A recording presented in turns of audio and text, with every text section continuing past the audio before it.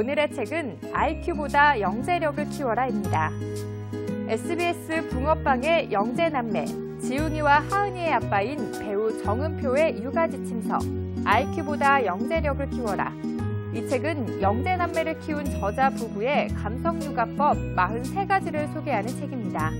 저자는 아이를 믿고 아이의 가능성을 믿고 아이를 품 안에 가두지 않고 자유롭게 뛰놀게 하는 객관적인 교육이야말로 아이를 영재로 키우는 가장 중요한 교육법이었음을 강조합니다.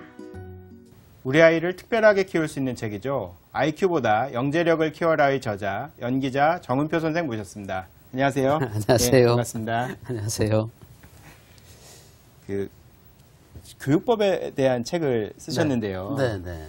이 책을 쓰시게 된 계기가 교육 관련한 프로그램에 이제 출연하셔서 이 책을 이제 쓰게 되신 걸로 알고 있는데요. 네. 처음 제의를 받으셨을 때 좀 어떻게 보면 이제 교육 전문가는 아니시니까 좀 망설이시지는 않으셨나요?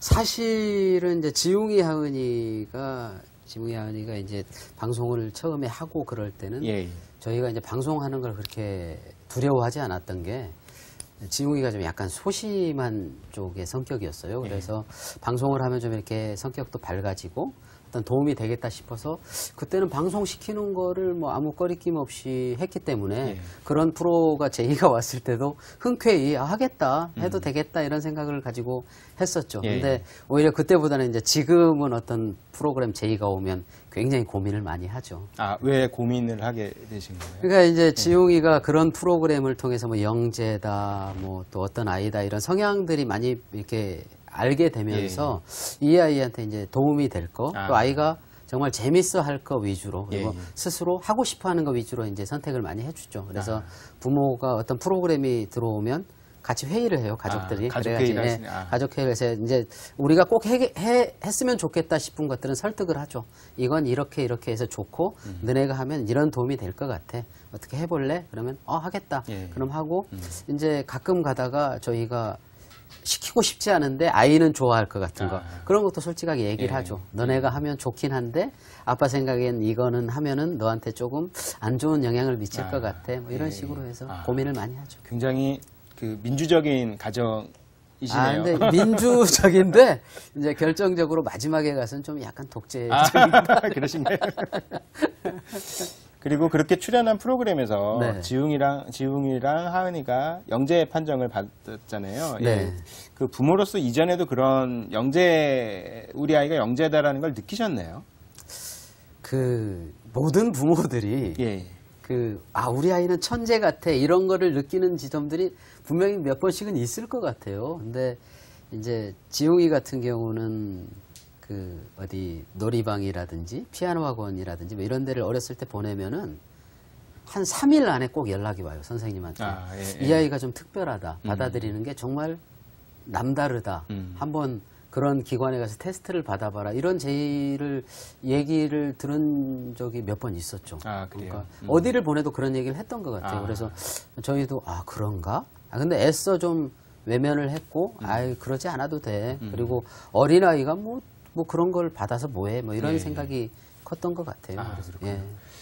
실제로 이제 지금 지웅이 이야기를 하셨는데, 책에도 보면 굉장히 책을 좋아하더라고요. 심지어 이제 책을 읽다가 시간이 다 돼서 도서관에서 쫓겨나기도 하고, 사실은 근데 굉장히 많은 부모들이 그거를 좀 바라는 모습이잖아요. 바라는 모습인데, 주로 어떻게 해서 책에 이렇게 책을 좋아하게 되었는지와 어떤 책을 주로 읽는지 많이 궁금해하실 것 같은데요. 그러니까 책을 좋아하게 된 거는 굉장히 자연스럽게 좋아하게 된 것 같아요. 그러니까 저희 집에 이제 큰 아이들이 이제 둘이다 보니까 지웅이 같은 경우는 어려서 어디 지인이 어디 이민을 간다, 어디 이사를 간다. 그래서 책이 좀 있다 그러면 가서 다 받아왔어요. 저희가 그러니까 초등학생 책도 있고 어른들 책도 있고 그래가지고 집에다 많이 이렇게 좀 아이들이 크면서 읽을 만한 책들을 갖다 쌓아놨거든요. 근데 그때는 저희가 집도 좀 좁고 그래가지고 많이 널려 있었죠. 근데 그걸 지웅이가 이렇게 기어다닐 때부터 책을 많이 보고 막 이러면서 어느 날 한글을 알게 되면서 스스로 막 이렇게 굴러다니는 걸 보더라고요. 재밌는 책들, 만화책도 그렇고. 그래서 얘가 자연스럽게 책을 좋아하는구나 했는데 한 5살 때부터는 새벽에 저희 자고 있으면 일어나가지고 혼자 책을 보고 있고. 그래서 얘가 다르다. 그래서 왜 이렇게 책을 좋아하지? 그랬는데 아마도 그게 이제 조금 영향을 미쳤다면 그 아이를 임신했을 때부터 애기 엄마가 이렇게 뭐 이렇게 막 고상한 책이 아니라 무슨 잡지라든가 이런 것도 막 소리내서 읽고 뱃속에 있는 아이한테 야 이거 재밌는데 한번 들어볼래? 하면서 막 읽어주고 이런 건 있었던 것 같아요. 그런 영향이었는지 하여튼 자연스럽게 집에 이렇게 책이 있다 보니까 그걸 많이 보게 되면서 좋아하게 된 것 같아요. 근데 이제 하은이 같은 경우는 오빠가 책을 좋아하니까 어느 날부터 같이 가더라고요. 그래서 지금은 지웅이 못지않게 책을 좋아하고요. 근데 그 이제 어떤 책을 읽느냐 이 부분 같은 경우는 사실은 처음에는 학습 만화를 많이 봤던 것 같아요. 학습 만화. 학습 만화 같은 경우 학습 만화에 대해서 사실 부모들이 좀 불안해하는 분들도 많이 불안해하죠. 있던데, 심지어 어떤 분 같은 경우는 제 주변에 어떤 분은 아이한테 만화는 절대 못 보게 하시더라고요. 학습 만화도요? 네, 근데 저는 그 부분은 좀 다른 생각을 가진 게 만화책을 학습 만화를 많이 보는 아이는 나중에 글책으로 전환이 가능해요. 근데 학습 만화도 안 보는 아이는 글책도 안 볼 수 있거든요. 어찌됐든 많이 보는 아이가 글책도 본다고 생각을 하고 그래서 지웅이가 사실은 가지고 있는 자기 지식의 한 60% 이상은 학습 만화를 통해서 얻은 것 같아요. 근데 어느 날 그 독서 전문가 선생님이 그런 프로그램을 하면서 만났는데 걱정을 하더라고요. 이 아이가 너무 만화만 본다. 이 글책으로 전환을 해줘야 된다. 그래가지고 그때 이제 했던 게 그 징검다리 학습법이라고 그 학습 만화를 뭐 한 권을 보면 조그만 글책을 한 권 보고 뭐 사러 가서도 한 권 사면 이것도 한 권 사고 이런 식으로 해서 자연스럽게 넘겨줬는데 지금 생각해 보면 그 방법이 굉장히 좋은 방법이기도 하고 그리고 너무 걱정하지 않아도 된다고 생각을 하는 게 학습 만화 보는 아이들은 나중에 글책으로 쉽게 넘어가시더라고요. 지웅이 같은 경우가 제가 한 2달 전에 7월 17일 날 그 100권짜리 전집을 사줬어요. 전집인데 막 딱딱한 전집이 아니라 아이들이 볼만한 그 단편 소설 같은 그 전집을 사줬는데 오늘 보니까 한 60권 이상 읽었더라고요. 근데 사실은 지금 한 2달 정도니까 하루에 한 권을 읽은 거네요. 지금 이 정도 굵기의 책이거든요. 글은 좀 약간 더 크겠지만 근데 재밌게 봐요. 보는데 사실은 글책을 볼 때 집에 이렇게 학습 만화와 글책이 널려 있으면 만화를 먼저 보죠. 근데 이제 제가 만화만 보고 있으면 지웅아 오늘 글책 한 권만 읽을래? 그러면 알았어요. 그래서 읽으면 또 후두둑 읽고 그래서 지금 한 60권 가량 읽었더라고요. 그래서 얘 좀 좋아하는구나. 그래서 그런 식으로 이제 독서 지도를 많이 해주죠. 그리고 이제 전집을 사는 경우는 그렇게 많지는 않고 거의 뭐 엄마가 이제 최근에 뭐 아이를 낳고 이러느라고 시간이 없어서 제가 이제 전집 사서 읽혔는데 엄마가 시간 될 때는 거의 매주 한두 권씩 이렇게 인터넷 서점에서 책을 주문해서 보여주기도 하고.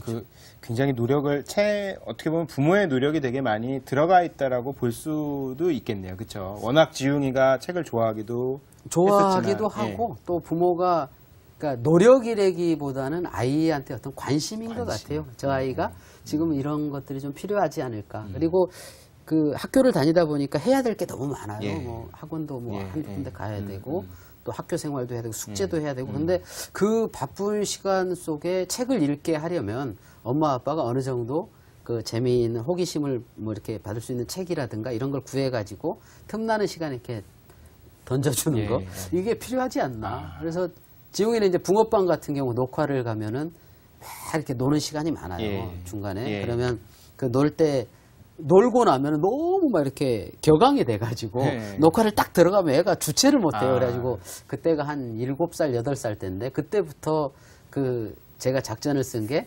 그 뛰어놀 시간에 뛰어놀게 하다가 어느 정도 이제 녹화 들어가기 한 30분 전이다 그러면 책을 한 권씩 주죠. 재밌는 책을. 그러면 책 좀 읽어. 그러면 얘는 한번 딱 보면 또 거기에 집중을 하거든요. 그래가지고 이렇게 차분해지면 녹화하고 뭐 이런 식으로 하니까 그런 식으로 해서 책을 좀 많이 읽게 했던 것 같아요. 그리고 이제 아이들이 보통 감정의 기복이 좀 심하기도 한데 특히 영재들은 감정의 기복이 심하지 않을까라고 이제 보통 사람들이 생각을 하는데요. 지웅이나 하은이 같은 경우에 어떤지, 실제로 이렇게 좀 감정 기복이 있는지, 그리고 그럴 경우에 이제 어떻게 좀 균형을 잡아주시는지 그게 좀 사실은 궁금합니다. 예. 지웅이가 좀 그게 되게 심했어요. 아, 감정 기복이요? 감정 기복도 심하고 조금 예민하고 눈물도 많고 그래서 사실 그것 때문에 걱정을 많이 했었죠. 예, 많이 했었고 이제 영재 판정을 받으러 어느 대학교를 갔는데 예. 교수님이 지웅이의 특성이 뭡니까? 그래서 아 뭐 이러이러해서 감정 기복이 좀 심하고 눈물도 많고 뭐 한글도 빨리 떼고 막 이렇게 말씀을 드렸더니 예. 그 선생님이 여기 오는 아이들 대부분이 그런 성향을 가졌습니다. 아. 근데 왜 그런지는 제가 모르겠어요. 예, 예, 근데 예. 그 영재성을 가진 아이들이 좀 그런 특성들이 있나 봐요. 그래서 사실은 거기에 대해서 걱정을 많이 했었는데 지금은 이제 그만큼 걱정을 안 하는 게 그 눈물 많고 이런 거 같은 경우는 그 크면서 좀 줄어들더라고요. 아, 그래요? 근데 제가 좀 예민하고 눈물이 많거든요. 아, 선생님께서 예, 아, 예. 그거 약간 저- 유전인가 보네요. 그러면. 그런 것도 예, 있겠죠. 그래서 사실은 저도 요즘 드라마를 보다가도 혼자 막 울고 있고 다큐멘터리를 보다가도 네. 막 뭐 사자가 막 이렇게 네, 아기 네. 두고 가면 네, 그게 이렇게 네. 슬퍼서 아. 울고 그러면 애기 엄마는 막 이렇게 쿡쿡 찔러요. 왜 그러냐고. 근데 그거는 저의 감성이거든요. 예, 그래서 제가 그런 감성을 갖고 있다 보니까 지웅이의 그런 감성을 충분히 나는 인정을 해줘야 된다고 생각을 해요. 그래서 그런 판정을 받기 전에도 지웅이가 그렇게 울 때 애기 엄마가 막 애를 다그치고 그러면 그러지 마라. 이 아이는 눈물이 많은 아이다. 그걸 인정해주자. 뭐 그런 식으로 접근을 하니까 아이가 우는 게 사실은 큰 걱정은 안 됩니다. 큰 걱정은 안 되는데 이제 붕어빵이나 이런 어떤 프로그램을 갔을 땐 그 아이가 우는 것 때문에 방해가 되니까 네. 그걸 많이 말리죠. 아. 울지 마라. 그리고 다독거리기도 하고. 근데 어찌됐든 그런 특성을 가진 아이들이 그런 감정 기복도 심하고 눈물도 많은데 크게 걱정하지 않아도 될 것 같아요. 부모들이 좀 그 아이를 다그치고 울지 마라 보다는 왜 우는지 왜 우는지 그 물어보고 원인을, 같이 얘기하고 소통하고 이러다 보면 자연스럽게 해결이 예. 되는 것 같아요.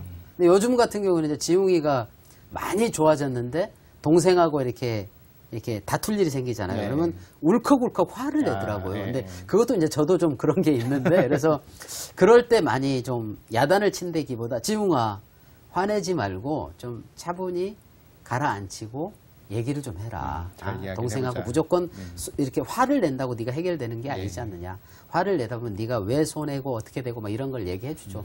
그러니까 지웅이는 좀 이렇게 얘기를 많이 해주면 그거에 대해서 이해를 해요.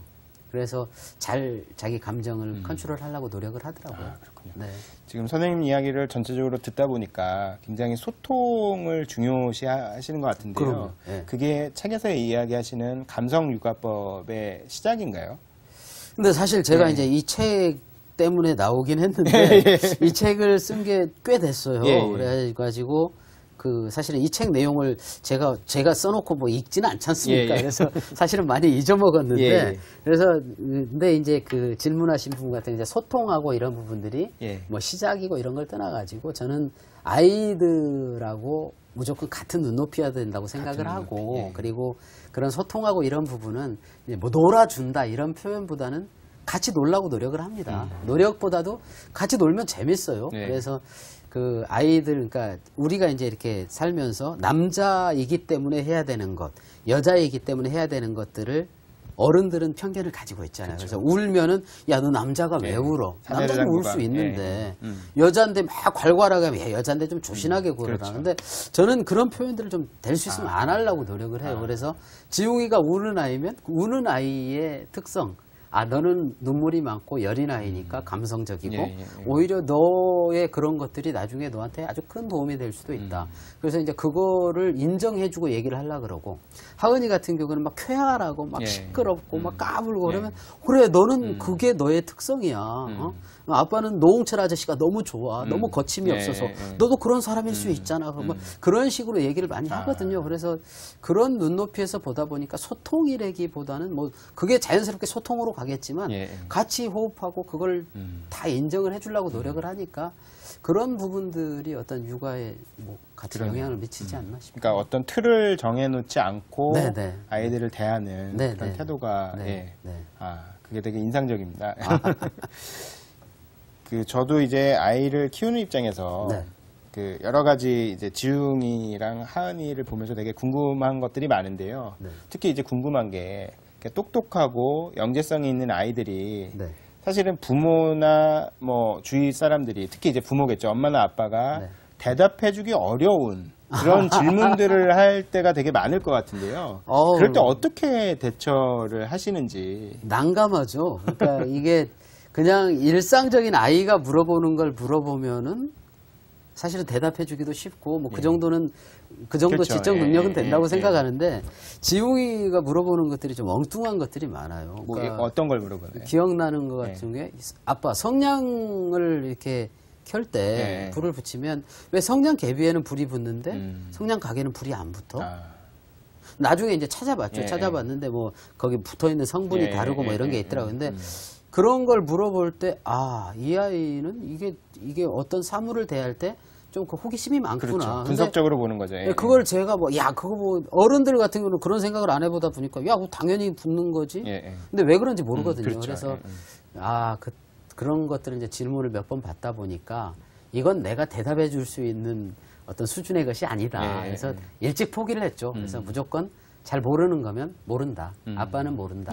그 대신 같이 찾아보자. 그래서 사전도 찾아보고 뭐 인터넷도 검색해보고 그래서 그런 시간들이 좀 있었어요. 어느 기간 동안. 근데 이제 어느 날 지웅이가 포기를 하더라고요. 아빠 이거 뭐야? 그랬다가 그럼 됐어 아빠 내가 찾아볼게. 그래가지고 스스로 찾아보고 그러니까 자연스럽게 모른다고 하고 같이 찾아보다 보니까 스스로 해결하는 능력이 오히려 커지지 않았나 싶어요. 그렇군요. 네. 지웅이가 이제 아까 한글 깨친 이야기도 하셨는데 되게 관심 있고 좋아하는 건 굉장히 빨리 익힌다라고 책에도 쓰셨고 그리고 실제로 이제 하기 싫은 일은 정말 하기 싫어한다라고 이렇게 이야기를 하셨는데요. 근데 실제로 이제 하기 싫어도 해야 되는 일들이 있잖아요. 있죠. 아이들은 특히 어떻게 유도를 하시나요? 그러니까 이제 사람들이 가끔 오해를 하는 게 영재다 뭐 이러면 다 잘한다고 생각하는데 그게 아니거든요. 그러니까 전 과목을 다 잘하는 게 영재가 아니라 어느 한 부분에 있어서 다른 아이들보다 좀 약간 좋은 능력을 가진 게 영재라고 하더라고요. 근데 이제 지웅이는 뭐 이렇게 국어적인 언어 쪽인가 그다음에 뭐 동작지능 이제 수학 뭐 이쪽 두 가지 영재성을 가졌다고 하는데 저는 잘 모릅니다. 근데 어찌됐든 이 아이도 하기 싫은 게 많아요. 근데 저희가 이제 웬만하면 안 시키는데, 제가 살아오면서 꼭 필요한 것들이 있더라고요. 예를 들어서 피아노를 배운다든가, 뭐 운동을 하나쯤 한다든가, 이런 거 이제 제가 어른이 돼 보니까, 그거는 정말 어렸을 때 꼭 했어야만 되는 것들이 있더라고요. 그래서 피아노를 4살 때부터 한 3년을 보낸 적이 있어요. 그래요? 근데 이제 그때는 피아노를 보내면서 지웅이한테 얘기를 했죠. 피아노가 왜 필요한지에 대해서 아빠가 살아보니까 나중에 네가 어떤 음감도 키우고 너의 정서에도 좋고 뭐 이렇게 손으로 막 치는 거니까 이렇게 좋은 것 같아. 그러니까 네가 좀 다녔으면 좋겠어. 그랬는데 다니기 싫을 수 있잖아요. 그렇죠. 힘드니까. 그래서 피아노 치는 거는 그냥 네가 하루 세끼 밥 먹는 거하고 똑같다고 생각을 해라. 무조건 가라. 응? 네가 뭐 이해를 하든 안 하든 그거보다는 아빠의 부탁이니까 꼭 좀 다녔으면 좋겠다. 그랬더니 그런 식으로 설득을 하면 잘 다녀요. 잘 다니고 이제 그러다 자기가 정말 다니다가 한 3, 4년 다니다가 아빠 이제 좀 그만하고 싶어. 왜? 그러니까, 많이 다녔잖아. 그래 그만해라. 그렇게 했는데 최근에 몇 년 지난 다음에 아빠 나 피아노 좀 다시 하고 싶어. 그래가지고 또 다니고 있거든요. 근데 그런 식으로 하기 싫은 거는 또 이렇게 부탁을 하기도 하고 이해를 시키기도 하고 뭐 그런 부분들이 있는 것 같아요. 육아에 있어서 아빠의 역할이 어느 정도 돼야 된다고 생각하시는지요? 저는 가능하다면 그러니까 그 뭐 회사에 나가셔야 되고 시간적으로 물리적으로 좀 부족하잖아요. 물리적 시간이. 근데 가능하다면 아빠가 많이 해줘야 된다고 생각을 해요. 왜 그렇게 생각하시죠? 이제 다른 집 아빠들은 어떤지 모르겠지만 저희 집 같은 경우는 하은이든 지웅이든 아빠가 좋아 엄마가 좋아 그러면 아빠가 좋다 그래요. 지금도. 둘 다요? 네, 지금도.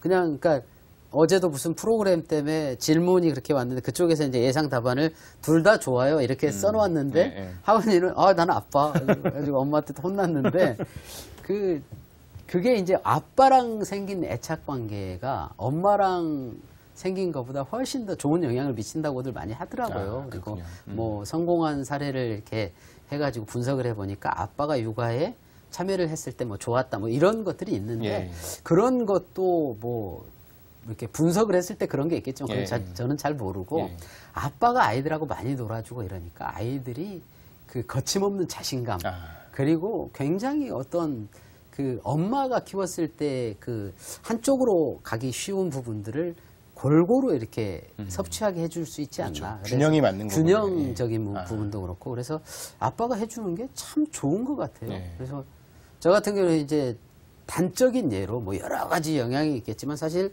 엄마한테도 좋은 영향을 미치는 게 아이들을 키울 때 엄마가 많이 힘들잖아요. 그렇죠. 육아나 이런 맞습니다. 뭐 그리고 이제 저희 애기 엄마 같은 경우도 저는 깜짝 놀랐던 게 제가 굉장히 많이 옆에 있어주는데도 불구하고 하은이를 낳고 육아를 할 때 자기가 우울증 비슷한 게 온다고 그러더라고요. 깜짝 놀랐습니다. 근데 나중에 들으니까 산후 우울증은 누구에게나 조금씩 온다고 하더라고요. 어떤 상황이든지 간에. 근데 그거를 잘 극복할 수 있었던 게 제가 옆에서 많이 같이 해주고 애들하고 놀아주고 뭐 목욕도 시켜주고 이런 것들이 자기한테 큰 힘이 됐다고 하더라고요. 그래서 아내한테도 그 좋은 영향을 미치는 것 같아요. 육아 부분을 어느 정도 감당을 해주면. 그래서 사실은 가족이 그 아빠가 조금 열심히 해주고 노력을 함으로 인해서 많이 평화로워질 수 있지 않나. 그래서 그러면 뭐 다 좋은 영향을 미치지 않나 싶어요. 맞습니다. 네.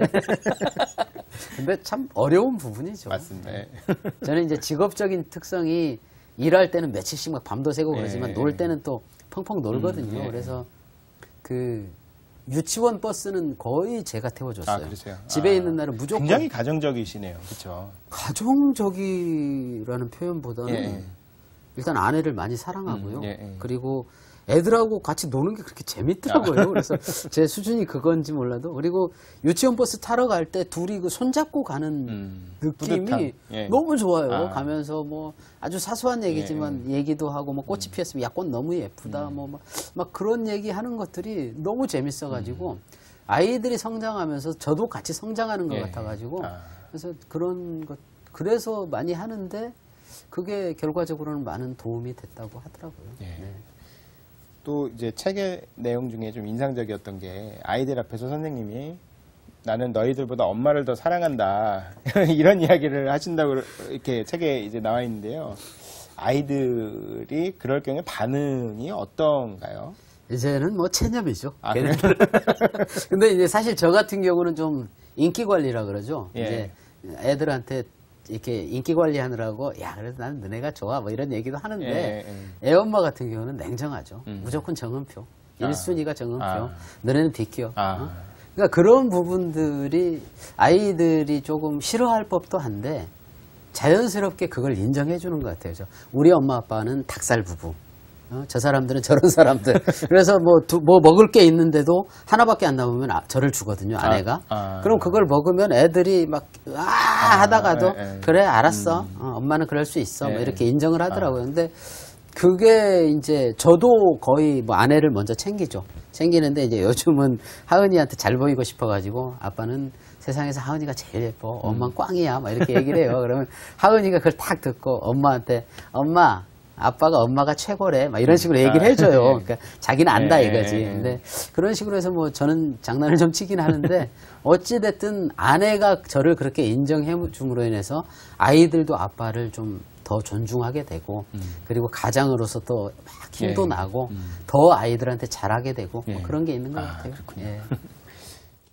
그리고 또 최근에는 온 가족이 그 꿈 발전소라는 시리즈 책을 홍보 대사로 활동 중이신데요. 그 꿈 발전소라는 시리즈 책은 어떤 학습 만화예요. 그러니까 이제 학습 만화인데 그런 시리즈들이 많잖아요. 근데 사실 그런 시리즈들 중에 굉장히 좋은 책들이 많습니다.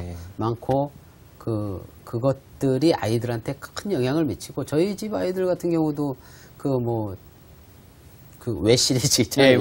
그거 같은 경우는 뭐 재밌게 읽은 건 한 뭐 20번씩도 읽고 아마 굉장히 보고 뭐 작년에 봤던 걸 올해 또 보기도 하고 화장실 앞 가면 꽂혀 있기도 하고 그래서 학습 만화 저런 비슷한 것들이 또 있으면 좋겠다. 뭐 해서 찾아보다 보니까 뭐 또 다른 시리즈도 있고 해서 몇 개 시리즈들을 사서 봤는데 어느 날 그 책을 이제 우연히 어디서 받게 됐어요. 그래가지고 읽어라 그랬는데 지웅이 하은이 공이 너무 재밌다는 거예요. 그래요? 그래서 이거 너무 재밌다. 그래서 이제 그쪽에서 사실은 저희 아이들이 그런 이 상태이다 보니까 뭐 책이나 이런 쪽에 어떤 홍보 모델 이런 걸로 제의가 많이 들어와요. 근데 제가 조심스러워서 안 하고 있었는데 그 책 같은 경우는 지웅이 하은이가 정말 너무 재밌다고 뭐 주고 한 일주일인가 됐는데 어떤 시리즈 같은 경우는 그 여러 가지 중에 이제 한 직업 같은 경우는 뭐 한 10번 넘게 하은이가 읽었다고 너무 재밌다고 그래서 그래 그럼 이거 아빠가 그런 제의가 들어왔는데 해도 되겠어 그랬더니 해도 된대요. 자기는 그걸 하고 싶대요. 그래가지고 그때 그거를 하게 됐죠. 그렇군요. 그러면 어떻게 보면 아이들이 결정을 그렇죠. 그렇죠. 그거는 정말 제가 정말 가감 없이 아이들이 하자고 해서 한 거죠. 그렇군요. 그리고 또 이제 육아에 대해서 부모들이 아마 궁금해하는 게 이제 어떻게 보면 그 집에서 이제 아빠와 엄마가 서로 의견이 일치되지 않을 때 누가 과연 이제 주도권을 가져가야 되냐에 대한 그런 이야기들이 되게 많은 것 같아요. 주변 가정들을 보면. 선생님 생각은 어떠신가요? 저는 그거는 당연히 같이 가야 된다고 생각을 해요. 그리고 이제 우리 회사 다니시거나 직장 생활을 하는 아버님들이 워낙 바쁘다 보니까 집에 있을 시간이 많지 않다 보니까 자연스럽게 엄마한테 그걸 많이 넘기게 되잖아요. 뭐 자이든 타이든 간에. 근데 그러다 보니까 어느 날 이제 궁금해가지고 야 우리 애 이거 좀 해야 되지 않아? 이러면 엄마가 당신이 애들에 대해서 뭐 한다고 그래? 당신은 가만히 있어. 내가 알아서 해. 사실은 그게 제일 위험한 것 같아요. 제가 볼 땐. 그래서 엄마 아빠가 끊임없이 얘기를 하면서 좋은 합의점을 도출해내는 게 그게 가장 중요하다고 생각을 하고 그리고 뭐 책에도 뭐 언급을 좀 하긴 했는데 그 육아나 아이들 교육에 있어서 가장 중요한 건 엄마 아빠의 어떤 부부 관계라고 생각을 합니다. 저는 부부가 서로 얘기 많이 하고 사이가 좋다 보면 아이들한테도 굉장히 긍정적이고 좋은 점을 찾아내게 되는 거고 둘이 그냥 나몰라라 하다 보면 아이들한테도 자연스럽게 관심이 없게 되고 그래서 누가 주도권을 잡고 이거보다는 같이 얘기를 끊임없이 해야 되는 거 아닌가. 저희도 많이 싸워요. 많이 싸우고 그러니까 둘 사이에서 싸울 일은 거의 없어요. 그러니까 애기 엄마가 워낙에 제 아내가 저한테 워낙에 헌신적이라 무조건 왕처럼 받들어주니까 그 사람하고 뭐 이렇게 둘 사이에 싸울 일은 없는데 아이들 문제로 이제 싸울 일이 가끔 생겨요. 그게 뭐냐면 이제 가장 최근에 싸웠던 게 지웅이 이제 저 같은 경우는 아이니까 어느 정도 자유로워야 된다. 너무 예의롭지 않아도 된다. 그러니까 기본적인 예의는 있어야 되지만 좀 자유롭게 두자.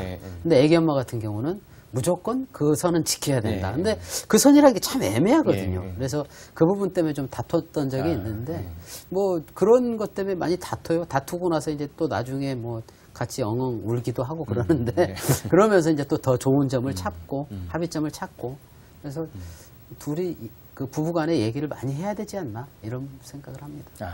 그렇군요. 이제 마지막 질문이 될 텐데요. 그 젊은 부부들 그리고 아이를 키우는 부부들에게 그 육아에 대한 그 조언 한 말씀 좀 부탁드리겠습니다. 그리고 그 말씀드리기 전에 이 저 책에 대해서 좀 말씀을 드리자면 사실은 이 책을 쓴 게 지금 한 2년 가까이 됐습니다.